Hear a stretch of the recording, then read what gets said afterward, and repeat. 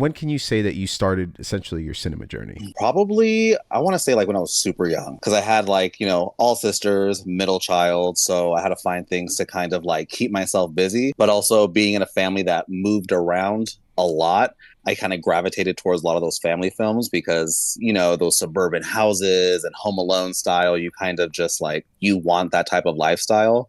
So I kind of watch those movies as I grow up to kind of like you get lost in that. You want that. You want to like have that as your like end goal for like when you're like an adult. So very young, it was watching those like Disney Channel original movies and family movies and stuff that really just got me into like, I want to watch it, but I also want to know more about like the process of it and like how everything kind of went down. And then it wasn't until maybe like my late like 20s where I started to dive more into like how the director's mind worked, the producer, how like the whole system, which I'm still kind of learning, but like how everything kind of goes from like an idea to like a finished project that we're sitting here critiquing on like social medias and stuff. You mentioned you were the middle child. Were your sisters into film as well, or not so much? Not so much, but I think I got a lot of a lot of girls, so a lot of chick flicks, early 2000s, things like that. So they kind of helped me broaden my horizon of movies because when I was a kid, it's mostly cartoons and very campy type of things like that.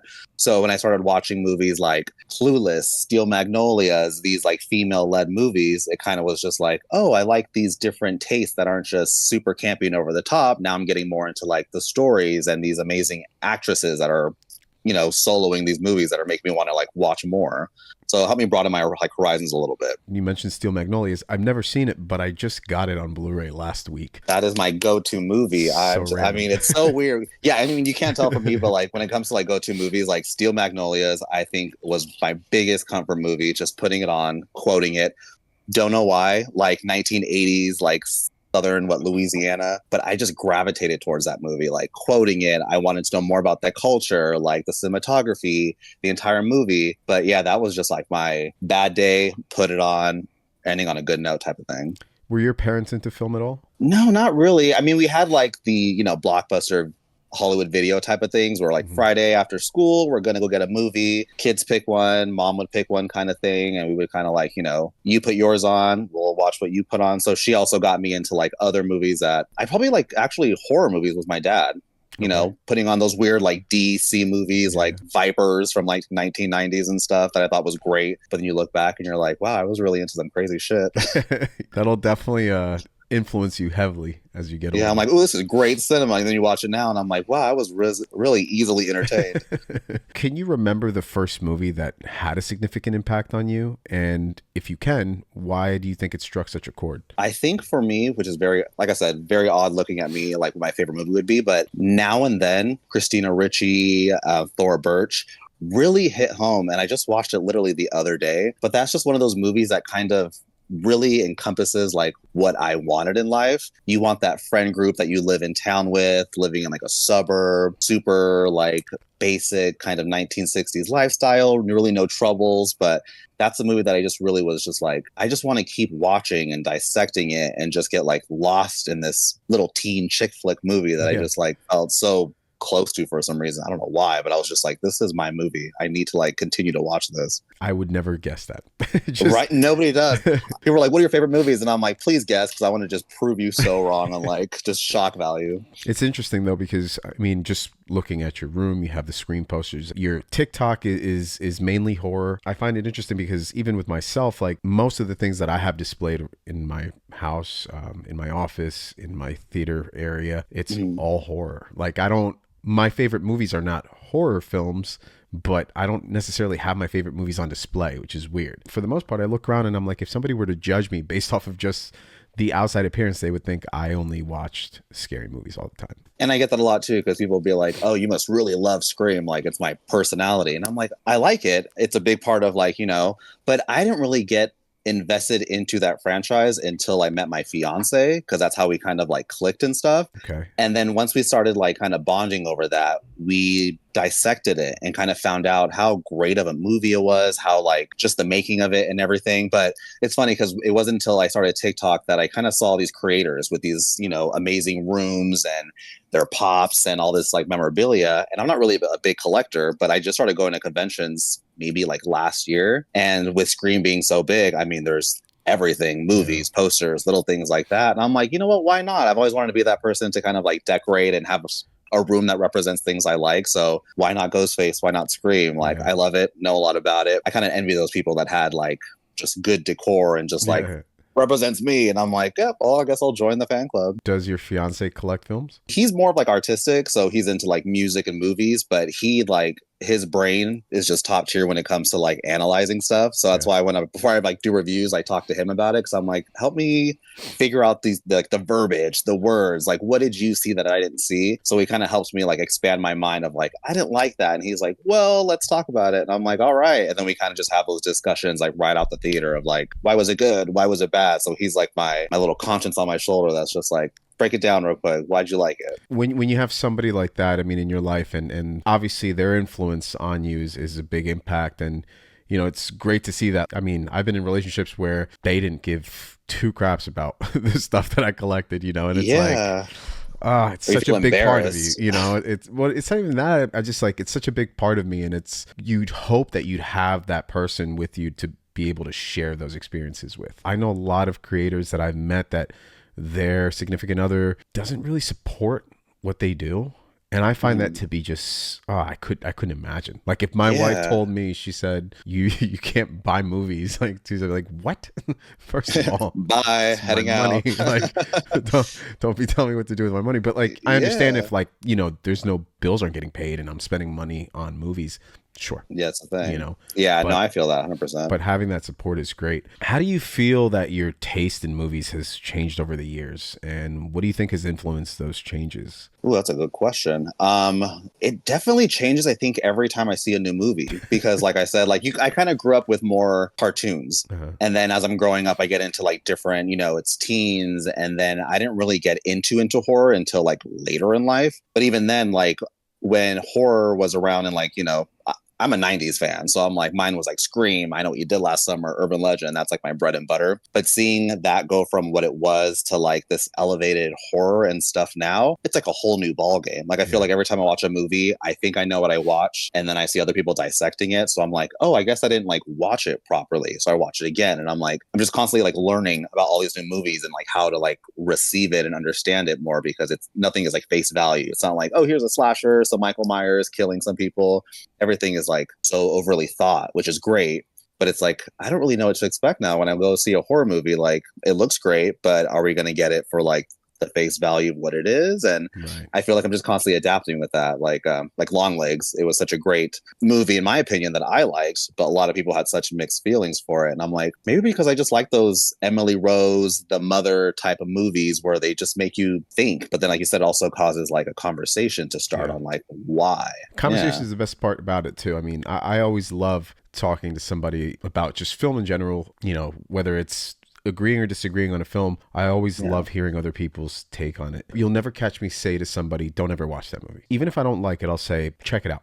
You know, go see Yeah. it for yourself because it's just our opinions. You know, Ye- we can say it as much as we want. We're not. It's how we feel. It's how it made us feel. Feelings are not facts. So, And um, I'm learning that too with TikTok because I kind of catch myself when I talk about movies. I'm like, don't just knock it down. I have to like kind of remember like this is why I didn't like it. Like yeah, I didn't gravitate towards this, but if I can reference it to something that's similar that maybe somebody else yeah. really liked, it'll help them watch it. Yeah, I try to like stay away from reviews just so I don't get like that put in my brain and just like it's bad, it's bad, it's bad, and then you start watching it and then you're waiting for all the bad things to happen to be like, oh, it's justified, it was bad, you know, Right. instead of being like it was actually great for what it was. I tend to stay away from certain creators. I mean, you can tell, but the way that they speak their opinion, they enforce it as if it's fact. Yeah. And those are the ones that are just very off-putting for me because it's like you're not only discussing how you felt about the movie, you're enforcing your feelings on us as if we have to take them, you know, for, like as fact. In a way, you're also belittling anybody that actually enjoys it. Yeah. Which I find very interesting. Like you're trying to make somebody feel like they don't know cinema because they enjoyed a certain film when you yourself didn't like it. I used to follow heavily a lot of reviewers on YouTube. The more that I saw their accounts grow, the more that I saw the reviews, they just came off very just pretentious, very pompous, you know, just, I don't know. It's not a good feeling. And that's why I personally don't do reviews. I really never get into that zone of reviewing a film. Yeah. I'll gladly talk about a movie and how it made me feel. I'll tell you flat out if, you know, movie just didn't do it for me, and it pissed me off and why I got so angry with it. You know, there was a film that I saw not that long ago called The Outwaters. Oh my God. I was so excited for that movie, and I was so angry by the time it finished, you know, but at the end of the day, there's people out there that love that film, and I wish I could have loved it, you know, but Yeah. I'm not going to knock their taste for it. And yeah, anyways, it's just interesting to see how people, and like yourself, like I think you even being able to recognize and when you watch something, kind of pumping the brakes and going, you know what, hold on. Yeah, Let because I had me, like kind of learned like, it's all subject. It's like art. Like, yeah, horror isn't just like a face value, no, like it's a slasher or monster movie. It's so subjective now of like you can sit there and like Texas Chainsaw, but not like Terrifier. You can right. like The Witch, but hate, Hereditary. It's all like a specific like, why do you like this? Like, with Blumhouse. Love the company. They have amazing concepts for these movies that you just want them to just like nail on the fucking head. Yeah. And then you watch it and everyone's sitting there with like their great ideas on how it could have been great. And I'm like, how does this giant studio miss all these amazing, marks to make this a really great movie? I kind of like those movies because you do get those concepts. We think like Imaginary was fun, this imaginary world, Night Swim. Who wasn't scared of swimming as a kid thinking a shark or something's going to come in? So you kind of like that those concepts are there, like the blueprint, Mhm. but hopefully someone can take over and do what was supposed to be done and really, nail it on the head. But it's Were all like subjective. were you born in the 90s or in the 80s? 89, but I mean, 89. right on the cusp. Yeah. Okay, so, and this has been recently. Let me know if you feel this, but movies like Imaginary, movies like Night Swim, when I see those trailers, I'm like, no. No, I just see them. I'm like, nope. I know enough that no. I'm not going to see it. But not that it's not a good movie, and not that I would know because I didn't actually see them. When I see those trailers, I have come to the realization that those movies are not for me. Those movies Yeah. were not the audience intended for it, right? Yeah. If I was in middle school, high school, as a freshman, sophomore, I'd go check them out, because those films, when I see those trailers, it's gateway horror, right? Yeah. It's for the younger kids that like are getting into horror, and they're getting into like really scary stuff, but they're not old enough maybe to go see an R-rated movie yet, and they're just kind of graduating into more intense stuff. My wife, she wasn't a movie person before she met me, but she loves watching movies now. We can watch a movie, she'll want to watch the special features afterwards. She loves to talk about it. It's awesome. It's great. But with that being said, I didn't just pop in one day, Evil Dead 2013 and said, check this out. Even how I'm doing it with my daughters right now. With my oldest, she's 5. She loves getting scared, but I'm not going to pop in Terrifier 2 just because there's a clown and it's like Right. really like, yeah, like I'm Yeah. going to show her little things. I'm going to show her Goosebumps. I'm going to show her the original Ghostbusters. Even Jurassic Park, it's a scary movie for kids. It's Mhm. enough fear that like it gets you. So when I see those movies, when I see these trailers for these new Blumhouse, and I feel like Blumhouse is that they have their occasional R-rated movies that are bangers, but for the most part, I feel like that company is all about, the teens. It's all about making that quick turnaround cash, right? Yeah. Because I mean, like, you want them to do great, but then you have to kind of, like I said, take a step back and it's like they're more family friendly. They're those PG-13 gateway horrors. So growing up, what we did, we didn't really have like the best. So we had some great, like iconic movies, but there was nothing that was groundbreaking and winning Oscars and stuff. So now we're in this era of like, we started off so slow. And then somewhere in like the 2000s, it just became like this huge trend where it was horror movie after horror movie that just, how did they, excel the next one kind of thing. But now this new generation is getting into it and they're starting off with like, It Chapter 1 and 2 and things like that. So they don't really have like a place they started low. They're starting off like really Yeah. high. So then the movies come out and they don't hit that peak. They're like, oh, it's trash and garbage. But I'm like, you've only seen top tier stuff, but you're Yeah. only looking at it that way. And Are You Afraid of the Dark? Goosebumps. We grew up Right. with like super soft core gateway stuff that kind of got me into it. But then I got to appreciate that growth Hmm. from like years after years. And the But yeah, consumption too is so different, right? Like we were limited to, we were the last generation to grow up without social media. So yeah, like, we didn't have that access that kids have now where it's like, oh, I want to check this movie out. I heard it's wild. And they just literally pull it up on their phone. Where Yeah. for us, we were lucky if it was playing on TV and then we'd get the edited version, or lucky if our parents took us to a Blockbuster, on a weekend and we were able to Yeah. rent it.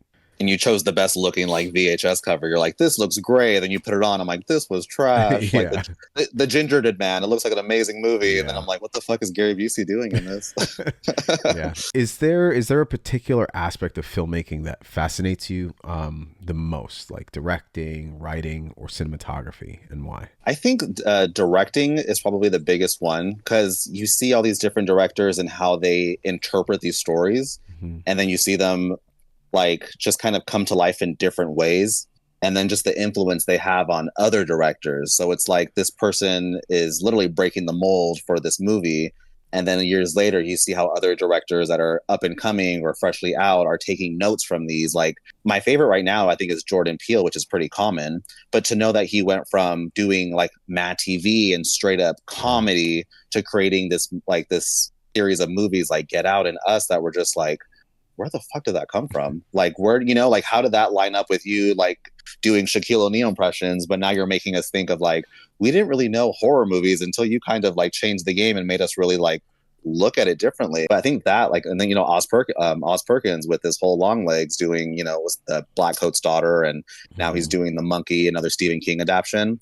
So it's like, okay, now we have like our little Mike Flanagans over here that are just changing the game. And, it's a whole new generation of these directors that have done their work. They're taking notes and now they're putting it all to use. And we're just like, oh shit, we are really in a good time to like, enjoy horror and for it to get the respect that it deserves. I'm glad you mentioned Mike Flanagan. Love him. I feel like just recently started getting the credit he deserves. Yeah. A lot of people just kind of slept on him for quite some time. I don't think it was until Hush came out that people started to notice. Weren't necessarily still on board. They just kind of were like, oh, that movie was good, but they didn't necessarily put the name together as to where, what other movies he's done. And then the Haunting of Hill House pretty much just sent him, into stardom, if you will, even though the guy's been making bangers for quite some time. A minute. Have you seen Oculus? Oh, love it. He just evolved from there, like Midnight Mass and the Fall of the House of Usher. It's like, I know they're adaptions of these like books and stuff, but to see how he interpreted the way he did, and it's not even like the fact that he's able to really give us a good horror or scary movie. I think we're more like enticed with the story that he's creating, the character development, and we're just like when I cry watching Hill House, I'm like, how the fuck does a horror movie make me so emotional? It's giving me all these emotions besides just being like, I'm waiting for a scare. I'm waiting to be like terrified because it's throwing you off with like, now you're sad and now you're scared again, but you feel for these characters, and it's just like, fuck. That is really good storytelling. Yeah, he writes characters very, very well. That's what gets you. It's being just hypnotized by these beautiful characters that he puts together and just telling their stories. And then you kind of get caught off guard that you're like, oh shit, this is a scary movie or this is a scary show. It's like, oh, that's right, because that just happened. The Haunting of Hill House, my God. I mean, there's that one scene that I think got everybody when she jumps out from the back seat while the two sisters are chatting. You just don't expect that, and then that episode alone, I mean, just thinking about it, I always get goosebumps. But just how it all ties together, and it's just so beautifully done. Like, it's not a scare for the sake of it, just because we need it in this moment, right? He's not like, oh, here's some shock value, it's been a minute. It's right. Like he knows when to like time it. Yeah, and because the characters are just so well written, it's such a treat, and that's what I love the most. I feel like the man writes dramas and then throws that like horror element in it, which just makes for like some of the best stuff that I've seen. So it's great to see appreciation for him. Is there any movie scene that has stayed with you over time, and maybe explain why that scene in particular was so memorable or continues to be? Like a horror movie scene or just a movie? Any. Oh shit, that's a loaded question. If I go back to just like the movies that I just watch for comfort, I mean, Steel Magnolias is probably that one that kind of just like hit me hard, with like those certain, just like the amazing actors that are in that movie, and everybody just builds off of the next person with their scenes and their monologues. And that movie just like I said, it just resonates with me in this weird way where, a Latino like born in 1989 is watching like a Southern movie about these girls in a hairdresser, like just two different like entities. Yeah. But I am so enticed with just like everything about that. And then just watching Sally Field at the very end when her daughter dies and stuff, it just still kind of hits me hard because you are able to see that build in the story and then that end of just being cut right out just really like affected me. I'm like, movies aren't just to put on and just kind of glare at. It's definitely making you feel a certain way. And that definitely made me like change the way I watch movies of like whether I hate it when it starts or it's not as good. It's that ending that can kind of put everything together of like, this is why I kind of continued and kept watching to get to that point of like, why am I still watching it? What's going to happen next? And then you're like, that's why I kept going. That's why I stayed tuned to see what the whole thing was going to be about. Does your fiance have that same kind of like response to film the way that you do? Like where something affects you, like it's evident that it's affecting you, or is he more like it was good? Oh yeah, no. I mean, he's a water sign, so I mean, he's crying at the most random moments, and like that's why I love him because I don't know if my emotions are like right where they're supposed to be, and then I'll look over and I'm just seeing like just full on welts and bawling, and I'm like, oh, okay, it's the sad part. I got it. Okay, cool. But he finds those little things that like I wouldn't think they'd be a crying moment. And he's having his moment. And I'm like, see, even little things like that can just like affect somebody. So I kind of like watching him watch movies because I'm like, I didn't get that reaction, but to see it affect somebody that way, I'm like, that's why I love it. Like, it's just our love language. Do you get to talk to him about it afterwards? Like, has there been a moment where you are genuinely like, I didn't feel sad at all in that moment. Why did you cry?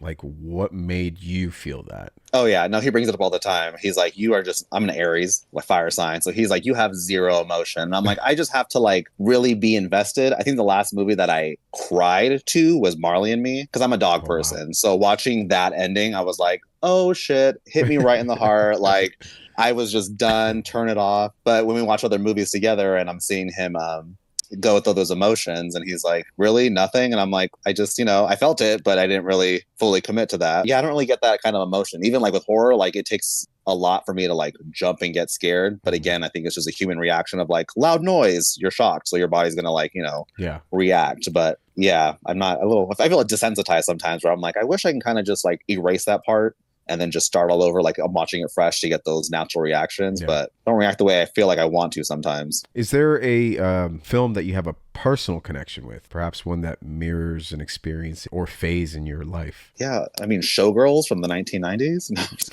Just running off to Vegas to be a stripper. Yeah, exactly. Just graduated high school. Yeah, I feel that. You know what? I don't feel like any movie really relates to me because I don't feel like there was a lot of media to where I saw myself in. I felt like there was a lot of things that I wanted to be a part of, but being like, fat, gay, minority, it wasn't really something I saw growing up. So I kind of got more into, like I said, like those suburban type of movies where I'm like, that was our picture perfect American dream type of thing that we wanted growing up. So when I watch those movies, it kind of brings you back into like, just like a peaceful situation. Like there's really nothing that can go wrong when this movie's on. Like put Home Alone and like all your cares are just kind of gone because you're 7 again watching this movie and there's nothing that can hurt you. I think like movies like that are kind of resonate with me because I feel like as an adult, bills and work and stress and what's tomorrow going to come, and then when you have those movies, it's just like washed away, like starting from scratch, nothing to care about for an hour and a half until it's over. And then it's just like I needed to zone out and just feel a little at peace with my little treasure right here. You said that you didn't really find anything that you essentially felt represented in the stuff that you watched. Is there a movie now that you feel has done that represents being a minority, being gay, that you feel like, yeah, this speaks to me in a way that no movie has ever been able to do or even, come close to? 100%. I'm going to say no, only for the fact that like, I feel that everybody is so different, so you're Mhm. not really going to see yourself in anything. I Mhm. mean, the representation that we have in media now is far more advanced than it was when we were growing up. Like, Yeah. everybody on screen was Caucasian, living in, Iowa or some sort, Yeah, yeah. beautiful suburb area. But I mean, now when I see like certain, gay movies or TV shows, they're usually like cis white men, or they're very attractive and fit. If I see people of color, they're really delved into their culture of being like, Mexican or black or Yeah. something like that. So I don't really feel like I fall into those categories, but I do feel a type of like kinship, because I'm like, oh, I like that the representation is there. I don't resonate with that, but it makes me comforting knowing that like somebody is a part of that community that can see themselves in it, whether it not be me or somebody else. I'm like, at least we're I getting to got that you. point where the media is so much different personalities and genders and things going on right now. So to see just slowly climbing up that ladder, I'm like, I think in time I'll see someone who I feel kind of looks like me or represents me, Yeah. but it's a little bit here and there, just not as a whole just yet, which is fine, understandable. I was away for quite some time these last couple of months for work. And on one of my flights back, I had about 16 hours to kill. So I watched a lot of movies. Mm-hmm. And I came across a movie called A Million Miles Away. It's a film that stars Michael Pena. He's in the Ant-Man movies. He plays the dude that's Oh, Ant-Man's friend. He's yeah, got those like moments where he's like, wait, he's just like that guy that like breaks stoner it buddy. down. Yeah, yeah, breaks it down. Yeah. But he's a great actor. I mean, everything that he's in, I've always thought he's really damn good. But this movie I'd never heard about, even saw a trailer for it, nothing. But as it turns out, it's about the first Mexican astronaut. He very early on said, I want to be an astronaut. That's just something that he felt that he knew. And this is the only movie that I have seen for the first time that I felt was the closest to anything about Spanish culture, family, just the dynamic of, a familia latina. Like it was one of those few movies where I was like, man, they just get it. I'm not Mexican, I'm Yeah. Costa Rican, but I am an immigrant. Regardless of what part of, what Spanish country I'm from, the experience, the universal experience is pretty much the same. Like if you're an immigrant and you moved out here with your family, for most of us it's the same thing. We either lived in a packed house with like 14 other people, we shared rooms, and there was maybe two bathrooms, two full-time jobs, part-times, whatever the case was, but everybody was always working. And I felt like this movie like captured all of that so well, and it feels like it came from a Spanish director. And sure enough, at the end, a woman directed the film, and she was Hispanic, and you could just see it even in the credits, man. It just oozed with like Yeah. culture. And I love that. The only time that I've genuinely felt that, I've seen movies come close. I've seen movies tell the story of, important Spanish figures and that sort of thing. But there's always that like Americanized version of things. You know what I mean? Yeah. Because the target audience at the end of the day, I don't think they're expecting Spanish people to go out and see these movies. Whereas That's the this one, thing. I felt like this woman said, you know what? This is para Latinos. This is for us. If you see it, great. And if you don't, you don't. But like, you could just feel that they put their heart into it. So Yeah, no, now that you said that, because I do remember the movie that I watched growing up, Mi Familia. It's like a generational movie where it's like shows her going from like Mexico to like early California before it's been, gentrified and stuff. But I think that was the first movie to where I did see a little bit of like my household in there, like the large families and, making do with what you got. And you kind of just, cards are against you, but you're still pushing and stuff. So seeing that kind of representation, that's where I was kind of like, oh, okay, like they're just like me, lots of family members, lots of cousins. You don't have the nicest of things, but you're making do and happy with what you got. yeah, So that was one of that movie where I was just like, oh, okay, well, my culture is represented like correctly, but it's almost there, but it's not really me. But I can see like, that hit home a little bit. yeah. So that movie was probably a little closer for me. Yeah. How do you feel that the movie industry has evolved during our lifetime, and what changes have been the most significant to you? I grew up with like the Julia Roberts, the Kevin Costners, like these amazing actors, Meryl Streep, and people who are just kind of famous on social media getting these roles, and a lot of, I guess, nepotism and favoritism. You can kind of see that play out in Yeah. their movies and TV shows. I think it's definitely changed in that kind of aspect of like where the real talent lies. Not that it bugs me, but it's kind of like we know there's some good actors from what we've seen in movies that are with these really small roles that, get us with these lines or like this character they played for like a quick minute and then you don't ever see them again. But because somebody has a couple million followers, they got that role or Yeah. took that thing. It's just the talent was there. Why didn't you keep that going type of thing? Or they weren't marketable. And it's like, but we like them. We support them, like we want to see more of them. But it's like, yeah, but they can make us more money. So I feel like it's becoming more of a how can we as an industry make more money than make great art, great things that are going to live, past 10 years. Because when I look back on movies, I'm like, I kind of forgot about this movie and it only came out 2010, and I'm like still like watching movies from like the 80s and 90s, even the 70s, because they just were so special and they hit a certain way. Yeah, I've experienced that a little bit when I've shown films to my girls. We recently watched Pirates of the Caribbean. Man, I forgot how great that movie was, and Oh, it God. just was like the spectacle, all of it, the set design, the music, just the amount of time and effort that you can clearly tell was put into this production of a film. And I'm like, Yeah. God, they just really don't do that anymore with films. They don't, Yeah. they resort to just CGI. Good enough. They're probably already focusing on parts 2, 3, and 4 before the first one's even out. That's the other thing to it. Exactly. I Like mean, The Exorcist, like it was this huge franchise that did amazing. And I'm like, okay, no one's really touched it in a couple of years. And then they signed on to, what was it, 3 movies right off the back. Yeah. First one just like tanked. And I'm like, you guys didn't really plan it out. You just, were ready to cash it in for these 3 movies and gave it all this hype, but the groundwork wasn't there. You didn't really like watch the movie after it finished and be like, oh, we should probably change this, take this out, or listen to whatever critics were watching it before. Then it becomes these weird, like, now here's another director jumping in and this and that. And it becomes so messy where you're like, is it going to do well? Do I even care to go back? Because you just started off so rocky. Oh, Mike Flanagan. Yeah. I mean, give him what he wants and we're good. We're set. From what I've read, basically they're scrapping everything of what this other Exorcist was, and this is going to be its own thing. I'm excited for that. Did you see Believer? I saw it after it came out in theaters. I fell into those like reviews where I just saw how poorly it was, like Madam Web, where I was like, ooh, I'm not going to waste my $13. I'll wait till it streams or it comes out online. Did you like it? And then you know what? I enjoyed it. I think like everybody else, up to a certain point, I was like, I'm actually invested. I like these stories. And I'm not a really big Exorcist fan. It's not my go-to type of movie. But watching it, I'm like, I really enjoy where this is going. And then I don't know what happened. It just kind of lost me in the end, to where everything that I liked about it just got wiped away with all the negative. So it just gave me a really bad taste in my mouth. I saw it with my friend in theaters. I enjoyed it. I thought that the hate was like, I thought this movie was going to be trash, right? Like, yeah. Just trash. And honestly, I was pleasantly surprised. I thought it was entertaining. The girls did a fantastic job.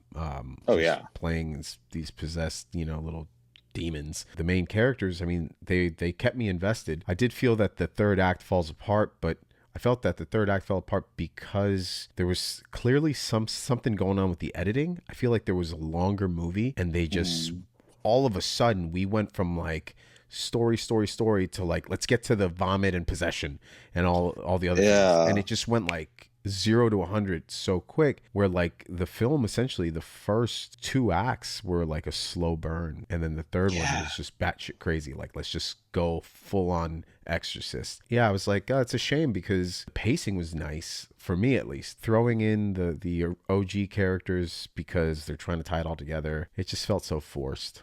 Like, just leave them out of it. That's where it slips up too, is they try to like, how can we wow the original fans? Like, how can we make sure like they're happy? Yeah. And I feel like when you're trying to please too many people, that's where you kind of get lost, because I feel like there's this discussion right now with, we can't watch movies that are like 2.5 hours long or 3 hours. And I'm like, why not? I'll sit in a movie for 3 hours if it like makes the story great. It has a really good, flow and stuff. And a lot of these movies that are coming out, I feel sometimes are like rushed, or they cut things out, and then you're a movie guy, so I'm sure when you watch like deleted scenes and stuff, you're like, why was that not a part of the movie that was gonna help build the story, or that would have been crucial to the character development? When I see a movie that's an hour and a half, I'm like, okay, but how good is it though? Like an hour and a half movie, like so I do kind of judge it on that. I'm like, if it's a 2-hour movie, I feel like we're safe. An hour and a half, it's a whole new story, I'm learning all these characters. All right, let's see what you got. Superhero movies are like notorious for that, right? Like, they want them to be short, they want them to be fast, fast because that just means more viewings, more money. They butchered Batman v Superman. That was one movie that was a 3-hour movie. They trimmed over 30 minutes of it, and they trimmed essential parts of the story. Like, you have our money. Yeah. It's a movie called Batman v Superman. I think people are going to sit through it. Like, you don't have to.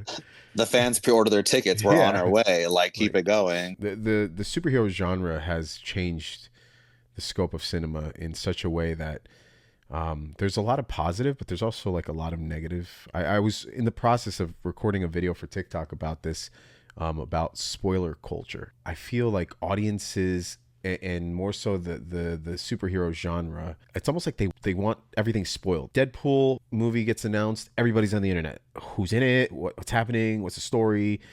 How many cameos? And then news articles run with it. Sabretooth is going to make an appearance. I'm like, why am I finding this out right now through Facebook on a stupid article? Like, why can't I enjoy that moment in theater and go, oh my God, that's Sabretooth from, X1, X2. Like, let us have these little moments. But people want it. They want it. Studios, when they do, Comic-Con, they have that panel and they show all of the movies that are coming out. When Infinity War came out, people were crying at the end of the movie because Spider-Man died. I'm like, what? Like, you act like you didn't see, Comic-Con and see that there's like 3 new movies that are being announced with Spider-Man in it? Yeah. Come on. Like, we know he's coming back because your dumbass studio decided to tell us that there's like 4 new films or 7 or 10 already in the works. The guy's not gone. Stop crying. Like, it's there's no excitement to it. At the end of each one of the movies, you were always looking forward to that little teaser scene that would tie in the next one,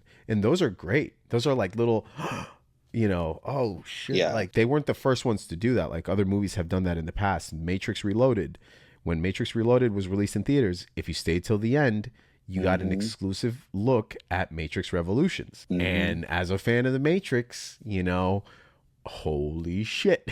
I was excited. Like, but the difference was you couldn't necessarily go home and rewatch that trailer 1,000 times, go online and search a bunch of shit for it, because that just wasn't the time. Whereas now people just, everyone's an FBI agent trying to dissect every trailer, every clip. And I'm like, that's great. I love that you love it and you're trying to be right about your guesses, but then it kind of ruins this whole Lady Deadpool thing. Everyone's trying to figure out who it's going to be. I'm like, it comes out in a week. I didn't even know that. To watch it so we can all be surprised. Oh, okay. Yeah. Thanks for spoiling it. Yeah. Oh, no, you're good. You're good. But it's everywhere. Everyone is talking about it. And like, I was scrolling on YouTube today after I uploaded the one video, and there was a thing that popped up, the final trailer for Deadpool, and I'm like, how many have they come out with? I saw the first one and that was it. I got enough spoilers on the first one to know, and I'm usually pretty fucking good with like seeing something and just scrolling past it. Like with Alien Romulus, I only watched the teaser. I don't need to watch anything else. I have not seen any other trailers because you had my money at a new Alien movie. You definitely had my money when they said Fede Alvarez was directing it, because that man, he's done no wrong in my eyes. The teaser gave me exactly what I wanted. The teaser gave me atmosphere. It gave me a sense of what this movie is going to be about, the claustrophobia aspect, and there's some fucking face huggers. Like, yeah, I'm there. I feel like I'm in like the 1970s watching Alien for the first time. Like, just the aesthetic of it. I'm like, this must have been what they felt like when they first saw it and was like, oh shit, this looks like a great Alien movie.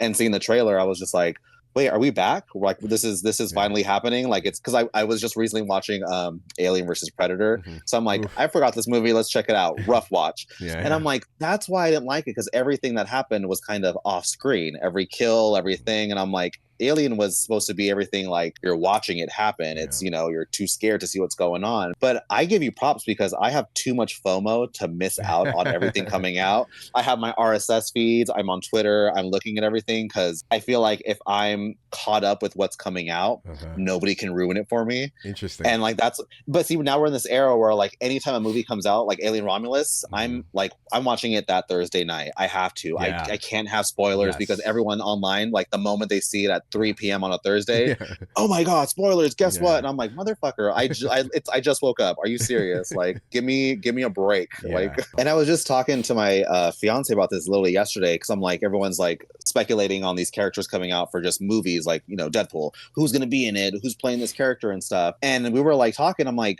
is it illegal to lie and just be like, I'm not in it, just to cut the conversation? Like, just so there's not these like leaks and stuff? Because I'm like, why can't you just be like, if it was fucking Taylor Swift, she's playing Dazzler, why can't you just be like, I'm not in it? And then she's in it and just be like, just kidding, gotcha. Yeah, You yeah. know, like, what is like the legality between that kind of stuff? Just to keep us from like, oh, she's not cool. Conversation's done. We're going to continue moving forward so we can like not be, spoiled if it does happen or if somebody guesses it right and finds like, I the don't know. coding. I mean, I guess it can't be illegal because this spoiler culture is so real that even studios have purposely done different edits of movie trailers to trick Yeah. audiences. Avengers Endgame, they had CGI'd the suits, the white suits that they were wearing when they were walking up to that portal where they do the time travel thing in.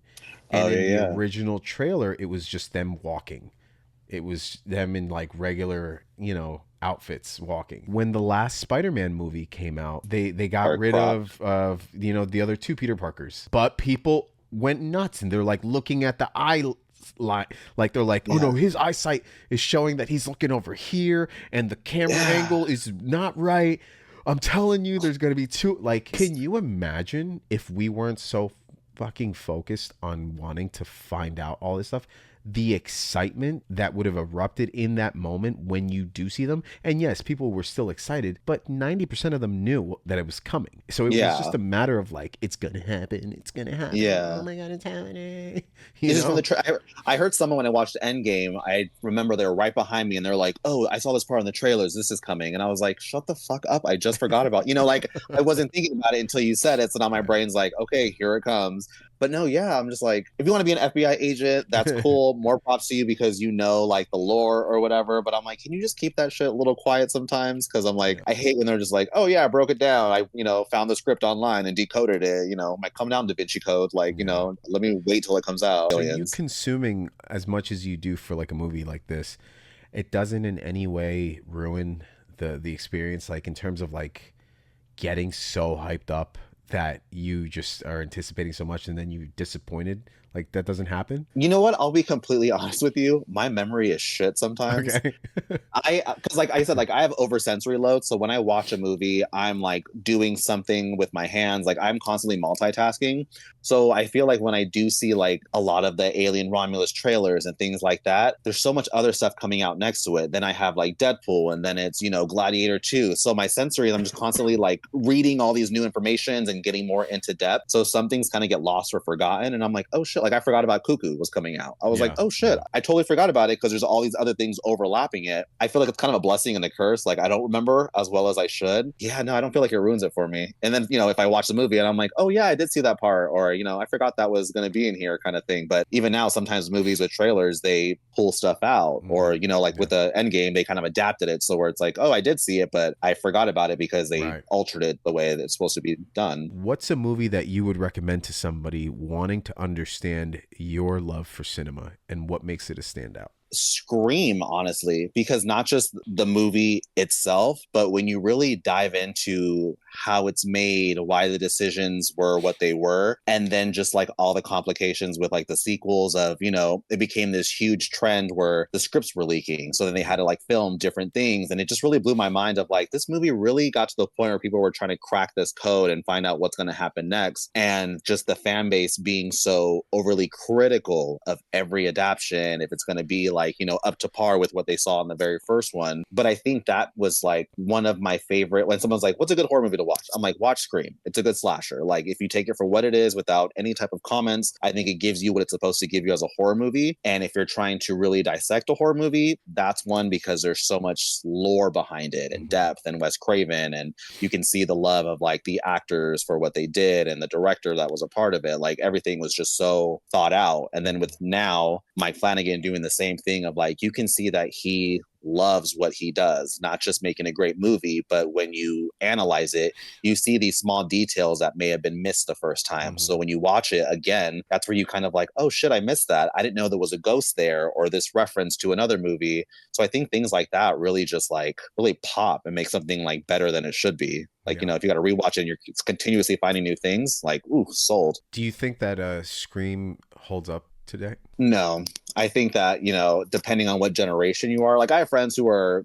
around my age that aren't into horror movies. So Yeah. when we have movie nights and stuff, or like Halloween comes around and we're watching movies, I'm like, let's put this on. And they're like, I've never seen it. And I'm like, it came out in the 90s, but all right. And they're like, oh, I thought it was really good. I think now, like when you see people like online with all Scream 7 debate going on and they're talking about Scream isn't scary. That movie's trash. The fourth one was horrible, this and that. What are you comparing it to, bro? Like you can't sit there and, I go on your page and you're a Terrifier fan. Mhm. Those are two different like entities. It's like apples and tomatoes. They're two different things, but you can still like them both. But yeah, I mean, I feel like a lot of movies that were really had that groundwork don't get the love they deserve anymore, or they get overshadowed by Saw and Terrifier gore porn, or like, how can I make you grossed out in this movie that you'll never see in another one? A Toxic Avenger, all this hype about being like the grossest movie, it's not even getting released because it's too much. But I'm like, then why the fuck would you make it if we can't even watch it? What was the point? Yeah. Like I just don't get it. Are there any actors, filmmakers whose careers you follow closely, and what draws you to their work? I mean, filmmakers definitely like Mike Flanagan, Jordan Peele. I'm looking at Oz Perkins now. Wes Craven, I know he's been around for like a minute. I'm just starting to like get into his like movies more, Elm Street, things like that, or like his older stuff besides, his recent things. But when it comes to actors, I just gravitate towards those like strong female leads. I think like, being someone who's gay into horror, women are always just the underdogs, Yes. and they are the key point in horror movies, whether you think so or not. I mean, every great horror movie from Halloween, Texas, Scream, Jeepers Creepers has a strong woman that is the reason why you get invested into those movies. So when I see those actresses, like I'm a Jennifer Love Hewitt fan, I'm Sarah Michelle Gellar, they kind of definitely paved the way for me to like really watch these hot chicks in these movies that kind of got people to view it. But then you see how badass they were portrayed. Sarah Michelle Gellar had Buffy and then Scooby-Doo, and just watching her just excel. Christina Ricci, Winona Ryder's, they just look like these kind of weak characters, and you see them in these amazing roles, and I'm like, they are just fucking phenomenal to watch. Like they are beautiful, but also like I want to know more about them. I want to see them. And then you see their reign, especially Jennifer Love Hewitt now, like going from, I Know What You Did Last Summer being such a weird B movie, love that movie, but I mean, it wasn't as great as it should have been, to watching her in like 911 and seeing how she's been so like, she's evolved as an actress. And then now we're going to possibly get her back in I Know What You Did Last Summer, like sequel or whatever. I'm like, she has the acting chops. Like that's the Julie that we needed, is somebody strong and stuff who has those characteristics that can like take it to the next level. Yeah, I would love to see her come back for that. People forget this, but the horror genre is one of the most progressive just genres that's out there. I mean, we had a black lead with, Night of the Living Dead at a time where that just was not something that you would do.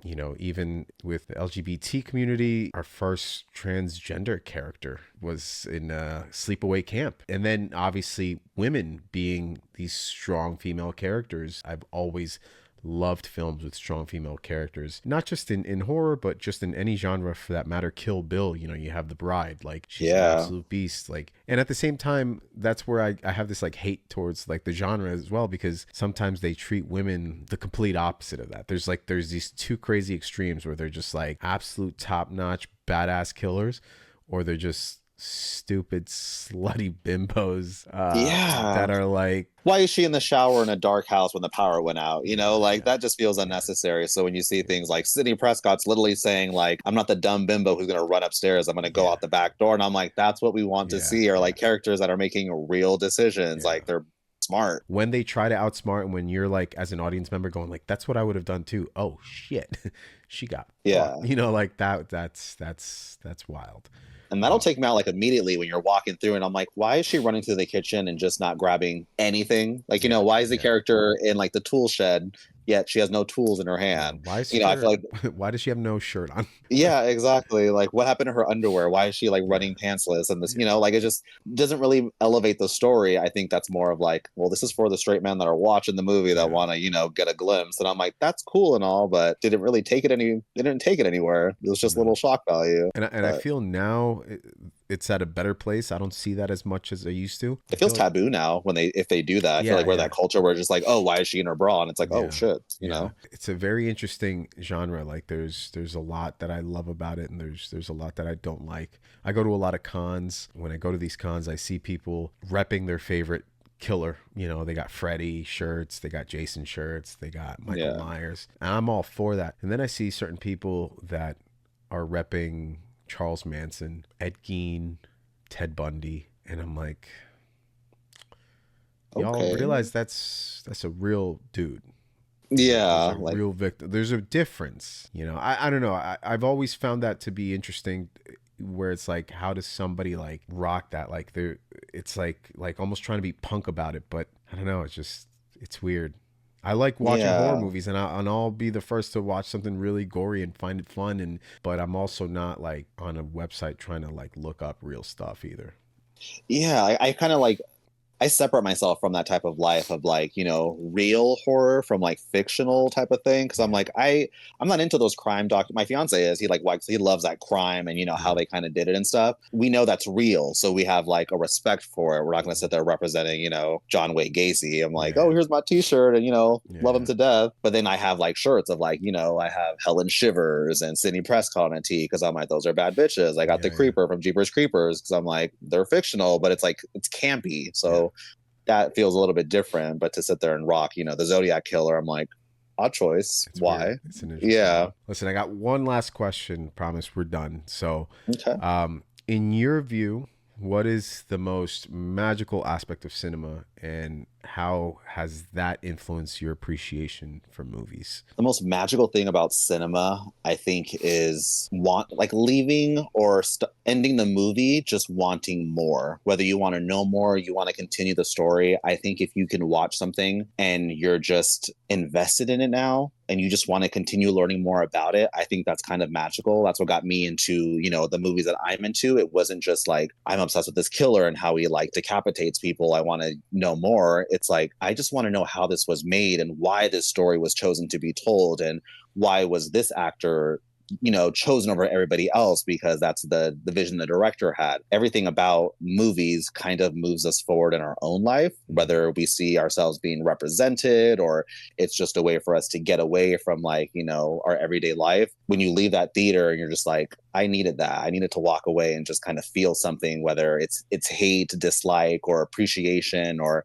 you found your new obsession. The fact that someone's videos altered the way that you felt, I think is really special. And the fact that we're in this era where there is a lot of crazy AI and talk about, controversy of how movies are being made, but there's also this kind of amazing feeling of like, we're still finding new ways to like shock the audience and elevate our industry and to really change the way that we see things, like I think that's really special. And I want to continue to see like how that industry kind of just evolves and makes us, oh shit, that's a whole new genre that I'm watching. That's a whole new way to like film. Why they choose that way, like A Violent Nature was such a whole new thing because we're in the killer's point of view, and some saw it as boring, but I'm like, we've never really had that point of view before. So to see an entire movie filmed that way, whether you hate it or like it, I'm like, they gave us something new that we can appreciate.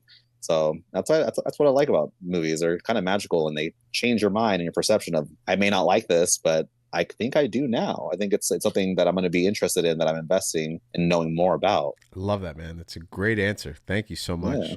Jesse, I appreciate you being on today, and taking the time to talk about your love for movies and just sharing that with the audience here. Any place where you want to direct people to check out your stuff? Just want to plug any of your stuff in. Yeah, I mean, mainly on TikTok, on Twitter. I'm still trying to find myself as a person in this giant community. But what I can say is I just love things that I love. I love talking about movies, anything that I grew up with. I'm just looking for that community that just embraces everything, whether it be a great slasher, a good Disney Channel film, or just something that just makes you laugh and feels good for that moment. But yeah, if you want to check me out on TikTok, let's just talk movies and just, love a good discussion. Awesome, Jesse. Thank you again so much for being here.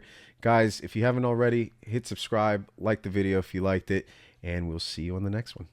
Have a good night.